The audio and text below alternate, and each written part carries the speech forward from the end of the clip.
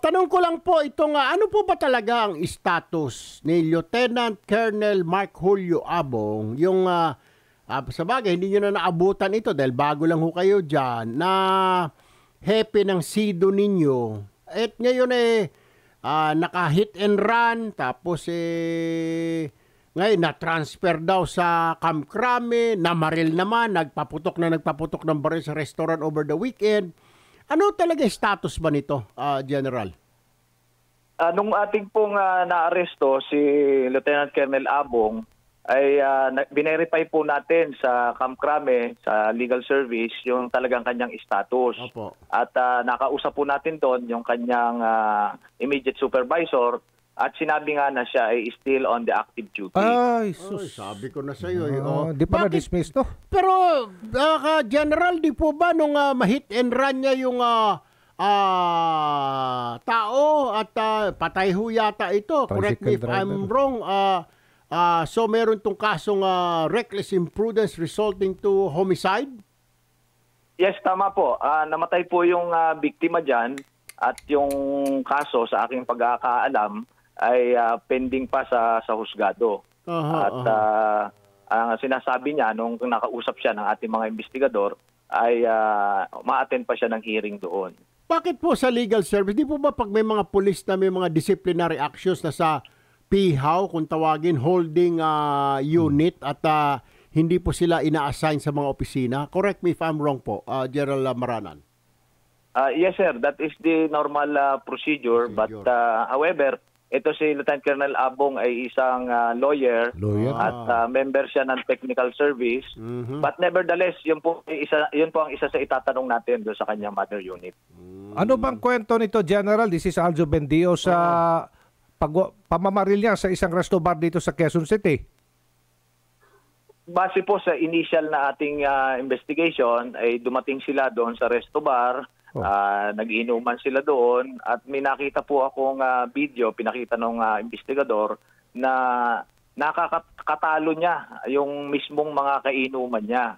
At nung nagtatalo sila, inilabas niya yung kanyang baril at nagpaputok, at dahil doon tumawag na ng responde yung mga tao doon sa resto bar, at within minutes dumating yung ating mga pulis at siya po ay naaresto, nadala na rito sa SIDO para siya i-file ng kaukulang kaso. General Maranan, sir, salamat Salamat po na kahit nakabaro ho ninyo, wala ho kayong sinisino. Dapat po lagi ho sigurong ganon. But we thank you for doing so. Din I'm sure dinisarmahan na ho ninyo yan para hindi na po makapanakit pa na iba. Thank you po. Thank you sa naging aksyon ng inyong tanggapan, ng inyong mga tauhan. Yes, sir. Opo. Hindi po natin tinotolerate yung ating mga kasamahan na lumalabag sa batas sapagkat kami po ay galit na galit din sa ganyan. Sa katunayan, ay susulat pa po ako sa Firearms and Explosive Office para maiparibok pa yung iba niyang mga baril na may lisensya. Sapagkat hindi po natin tinotolerate ang ganyang mga maling aksyon, lalo-lalo na sa aming mga opisyal ng PNP. Maganda ho yan, hindi nyo tinotolerate, pero yung taong bayan po ngayon, General, natatakot na sa mga polis. Opo, sa asal na ipinapakita nila ngayon sa publiko. Nung ilan po. No. Well, yan naman po ay talagang expected natin, but we have to understand na hindi naman po ito ang sumasalamin sa kabuuan ng organisasyon ng PNP. Although acceptable, talagang tinatanggap natin, may mga pailan-ilan na nagkakamali o nagiging mapang-abuso. Ang pinaka-importante po, yung mga nagkakamali at mga nang-aabusong yan, ay ating pong tinatanggal sa serbisyo, ating kinakasuhan at ating pong dinidisiplina.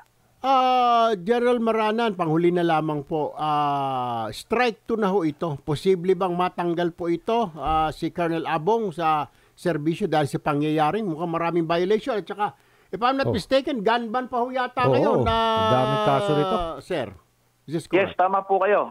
Gun ban pa ho ngayon. Kaya yung ifinal nating kaso sa kanya, illegal possession of firearms, is in relation with the Omnibus Election Code. So 1 degree higher po ang penalty pag siya po ay napatunayan nagkasala talaga. ARD Kirante, meron na namang jaks ko po, police na naman na Lieutenant Colonel pa namaril sa isang restaurant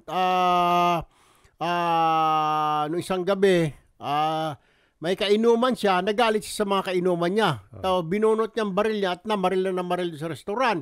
Pero before that, may kaso na pala itong kernel na ito. Ewan ko ba't di pa natanggal. May kaso itong hit and run last year at yung na-hit and run niya ipatay. Pero na-transfer lang siya. Hindi nga siya nailagay sa pihaw. Yeah. Nailagay pa siya sa legal service. Napaganda pa ang kanyang trabaho, ARD Quirante. Paano ho ito, sir? May magagawa ba ang Napolcom para, kung ako pang tatanungin nyo, dapat sibakin na ho ito. Alam ko naman, maraming mga attorney dyan na gusto maging police. Marami na ho tayong ipapalit nito, ARD Quirante. Opo, titignan po natin yung punto na yan at titignan din po natin yung kanyang pagkakabalik sa legal service. Bagamat according do sa mga kasamahan niya, ito ay nag-file ng petition for certiorari at nire-review yung kanyang asulto na ng lower court ng pled. At ito ay aalamin natin at hindi dapat ito dapat ito ay ina-actionan kagad. At kung may mga ganitong asulto ay hindi ito binibigyan ng pangsyon at nilalagay ito sa withholding section natin. Bagamat naka-assign lang ito sa legal, dapat sa holding section lang ito pending yung appeal niya sa tinatawag ng higher court dahil under review. Dapat sinuspindi muna yan habang dinidinig yung kaso. Bagamat kapag-file ng appeal yan, itong certiorari. Tama. ARD. Opo, at preventive suspension. Titignan natin yung mga bagay na ganyan at talagang dapat masuspinde at mag-grounded itong ganitong mga pulis o higher ranking officers natin na nai-involve sa ganitong illegal na bagay, yung indiscriminate firing. ARD Quirante, pwede ba through you? Dahil tinatawagan namin yung pamunuan ng PNP, holiday siguro, kaya naka-holiday, except doon sa isang general na napakasipag kahit na weekend, itong si General Maranan. Pero yung iba, hindi ko na makontakt. Sumakit na yung daliri ko. Yung aming Comstock naman, napudpud na yung kanyang manicure na kuko. Pero nakabakasyon yata. Is it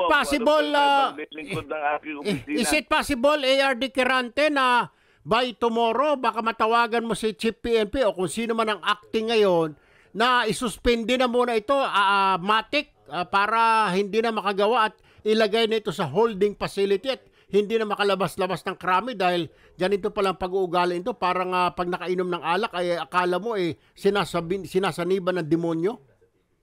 Opo, at makakaasa po kayo at ito po yung ating gagawin at para mag-ground itong opisyal natin at makausap ating Chief PNP at ipaalam ko rin po ito sa ating Vice Chairperson si Attorney Bernardo regarding itong kanyang hiling nyo na mas masuspindi at mailagay ito sa holding section at hindi niya magampanan ang isang pagpupulis. Dahil abogado po ito eh. Yun na nga, alam niya pasikot-sikot ng batas. Kaya lang, huli pa rin siya. May iba po tayo, ARD. Itong inilabit namin last week, ito pasaway din to. PO1 John Julius Bautista ng San Mateo, Rizal. Na nagpakulong ng nakasanggi ng kanyang side mirror, hindi naman sinasadya na kanyang motor. Ano na po update noon, ARD? Ang update na coordinate po natin ito sa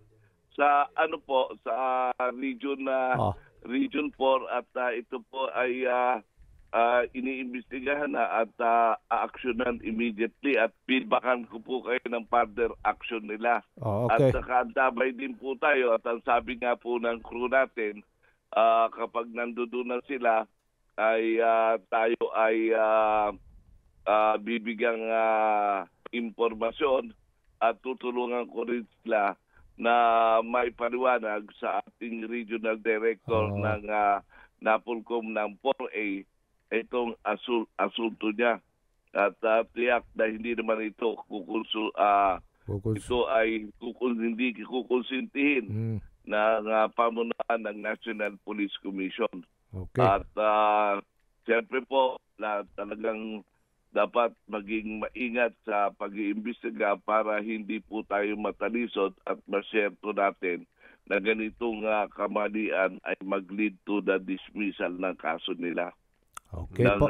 ng tao.